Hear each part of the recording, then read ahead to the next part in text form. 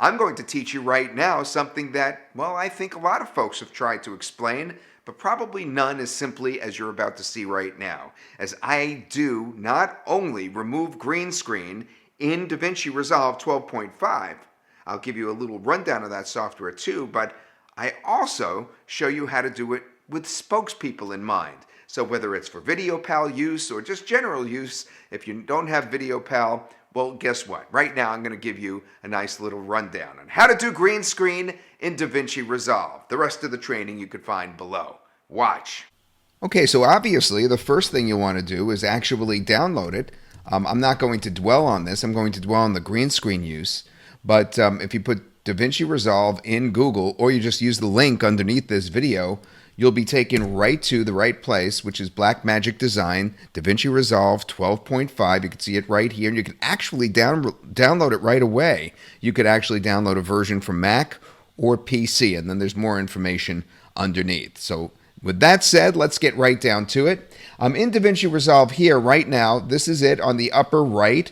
When I first loaded it, it did ask me if I wanted to have the look and feel of Adobe Premiere or Final Cut or DaVinci Resolve previously.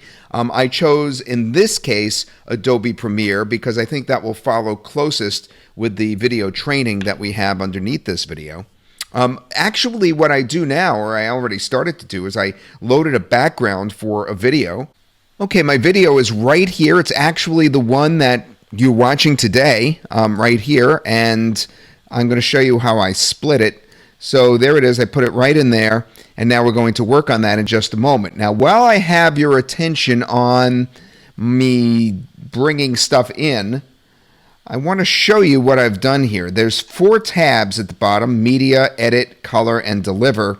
I'm not going to dwell on this now, but it's pretty obvious. The media is where you store your media. The edit is where you're going to perform editing on a timeline. The color is where we're going to be doing our green screen work, and delivering is going to be where we render and push the video out to the public or our hard drive.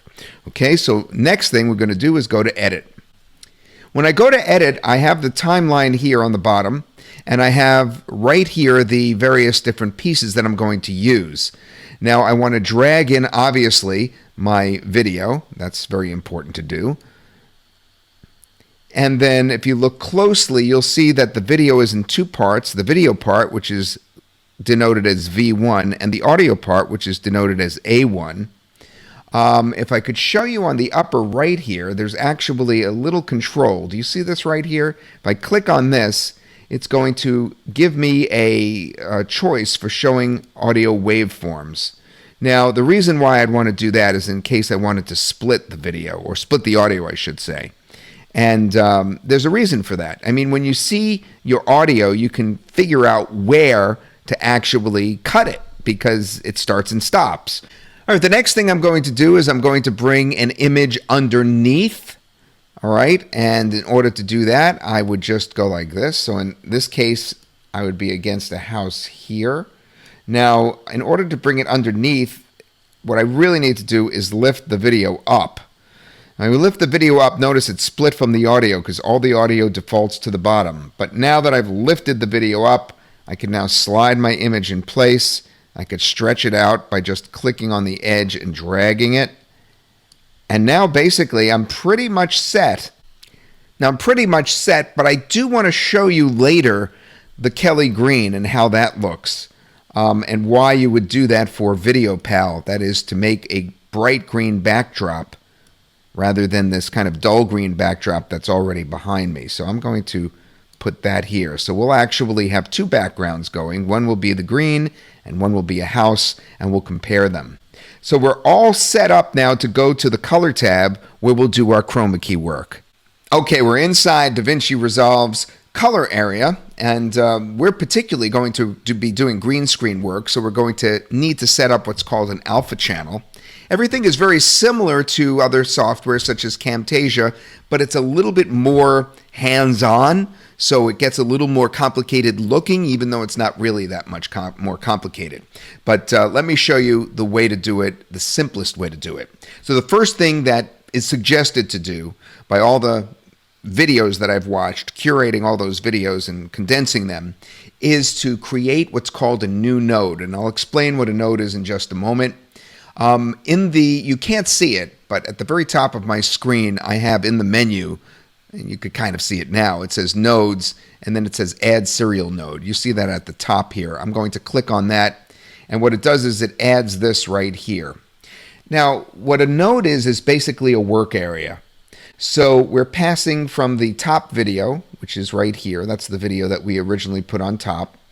And it passes the output of color right here. It's passing through one work area into our latest work area. And then what we want to do is not only pass the color, but now we also want to pass an invisible channel, also known as an alpha channel. And that's what we're going to do. And the way to do that is to do a click. Anywhere in here is to click, right click, and then add alpha output, okay? The alpha output is denoted by this blue area right here, this little blue output, okay? So we have the color here, and then we have the transparency as it's called here, and the way to connect that to your work area is just by clicking on the triangle there and taking this line and attaching it there. So there's our output, okay? So this is our work area, the node, and it's going to be sending a transparency and the color channel both out. All right, so that's important. You'll see why in just a moment. That's the first step. So that differs from what we've seen in other pieces of software. The next step is to pick the eyedropper. The eyedropper is right here, and that's called the qualifier. But the very first step is to use your eyedropper, and we're set up in doing that right here. You see where the eyedropper is kind of pointing into what looks like a pool of water because there's concentric circles. That means that you're set up right now to just select any color. So we're going to go back up here and select a color to disappear. All right? So which color should we select? Well, let's select something in between the darkest green and the lightest green. Let's pick something right here. All right, I've clicked this. And immediately you notice there's something wrong. As we take a look at the workspace right here, you see that I've disappeared, not the background. And that's basically what happens during your first step. But that's easy to reverse. We go back down to the selection range here, and you can see this reversal tab. This tab is actually called Invert, and we're going to click it. And now you can see it's starting to get better, but we still haven't gotten rid of the green here.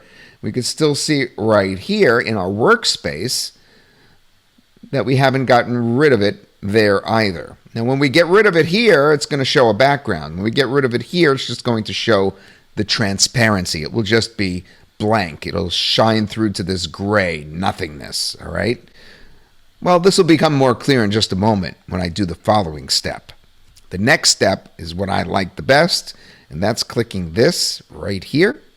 That eyedropper lets you choose more colors. So you see the eyedropper and a plus. Think more. The plus means more. So I'm going to click that. Now I'm going to choose more colors to disappear. So I click this. I click this. I click this. I click this. I click this. I click this. I click this. I click this. I click this. I click this. And you're saying, wait a minute, Todd. Why aren't we seeing the background? Actually, we are seeing the background. Remember? This is what I showed at this part of the video. One of the reasons why I loaded this house as one of my backgrounds is because I wanted to show you so that you don't get confused that the house is there. All right? You see, there's the house, there's the garage, but I haven't gotten rid of all the green in front of it. I could still try to click that green with the eyedropper, but I haven't gotten rid of every single speck. Well, how do I do that? How do I get rid of the rest of that green, those specks that are left?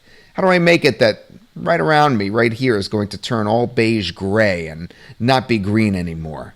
Because both of those things are what you're striving for. All right, well, the way is to go now to this. Remember in Camtasia when I said you can actually control the tolerance and almost ignore everything else? And that's the most important thing, to move left and right. You see that right here, okay, on the right-hand side of Camtasia. Well, that's basically what we're doing as well as we take a look at this software when it comes to the hue and the controls, because what we're going to do is pick more colors than just the narrow color that we've so far focused in on. And the way to first do that is to click over where it says soft and then make that bigger by scrolling to the right. See how I'm scrolling left to right and making that bigger? Now, while I was doing that, the green was disappearing. And if that doesn't do it, then you go to width right here, and you scroll to the right, and it widens the group of colors that gets removed. You could see that early in the image here, I put myself in front of that bright Kelly green. The reason I did that is because I wanted to remind you that bright Kelly green is what is removable. If you do use VideoPal, then it's important to have spokesman in front of that bright Kelly green color for automatic removal in VideoPal if you're having trouble with your videos. So I wanted to show you how to do that again. But for general use, you'd put yourself usually in front of a background like this: a house, a car, a lake, a mountain, a river, an ocean, a cityscape, but not green normally. Okay, so this would be for normal use, putting another kind of background behind. So basically that's it. That's the most important tweaks for just general green screen use before you get to that point of being an expert. What I showed you should be sufficient for starters. And we have much more training on it inside our Vidinci product, which is the low-cost training, the second link below this video, on this. Stev Forster takes a crack at showing you as well. I just wanted to get it out there because obviously this light green color is something that he's not going to address for VideoPal use. Okay, the last thing, which I'm not going to dwell on, but I want to show you, is the fourth tab here, which is the delivery tab. You'd click this, and then to deliver your video, you'd actually at this point use this tab and then start deciding where to put it. For instance, you could do custom, which is going to put it on your hard drive, YouTube, Vimeo, Final Cut Pro 7, and Premiere XML output. That's all what you can do just by clicking these right here. So that's something that you'll want to learn more about inside those tutorials below.